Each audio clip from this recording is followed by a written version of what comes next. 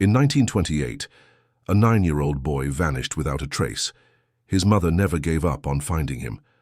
But when the police brought a child back to her, she realized something terrifying. That was not her son. Today, we're going to tell the story of Walter Collins, a true case involving corruption, madness, and one of the most disturbing crimes in American history. Walter Collins was an ordinary boy, the only son of Christine Collins, a hard-working woman who did everything she could to give her child a decent life. They lived in Lincoln Heights, Los Angeles, and Walter often played in the streets near their home. But on March 10, 1928, something strange happened. That afternoon, Christine gave Walter some money so he could go to the movies. But when night fell, he didn't come home. Desperate, Christine walked the streets of Los Angeles asking neighbors and friends, but no one knew where the boy was. The next morning, she went to the Los Angeles Police Department to report his disappearance. But instead of acting quickly, the authorities said he probably just ran away and would come back soon. But Walter never came back. Days turned into weeks, and Christine began a tireless search, posting flyers and offering rewards. The case made headlines and caught national attention. But the police seemed either incapable or uninterested in finding the boy, until 5 months later something happened. In August 1928, the police made a shocking announcement. Walter had been found. A boy claiming to be Walter Collins was located in Illinois, thousands of miles from Los Angeles. The police arranged a big ceremony, inviting journalists to capture the emotional reunion between mother and son. But when Christine saw the boy, she knew immediately that he wasn't Walter. Looking at the child, she said, "This is not my son." The officers insisted she was mistaken.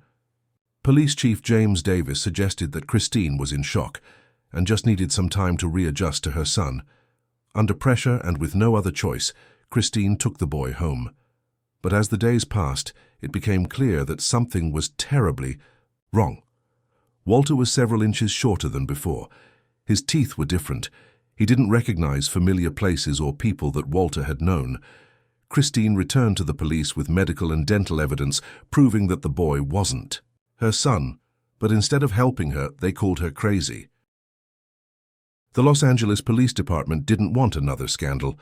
Christine was called to the station to explain her accusations, but instead of hearing her out, she was forcibly committed to a psychiatric hospital. The LAPD claimed she was suffering from delusions, a common excuse at the time to silence women who challenged authority. Christine was held in a psychiatric ward for 5 days, subjected to humiliating tests and interrogations. But while Christine was fighting to prove her sanity, the truth was about to come to light. And that truth was far worse than anyone could have imagined. In September 1928, while Christine was fighting to prove the truth, the police made a chilling discovery. In the city of Wayneville, a ranch in the California desert was hiding a macabre secret. It contained horrifying evidence that children had been tortured and murdered there. A man named Gordon Stewart Northcott had been kidnapping and killing children. Northcott was arrested and convicted for abducting, abusing, and murdering at least 3 boys. Among the possible victims was Walter Collins. During the trial, Northcott admitted and then repeatedly denied having killed Walter. The boy's body was never found. Desperate for answers, Christine went to the prison to confront him. But Northcott refused to say what really happened. He was sentenced to death and hanged in 1930, but Walter's case was never officially closed. Christine Collins never gave up on searching for her son.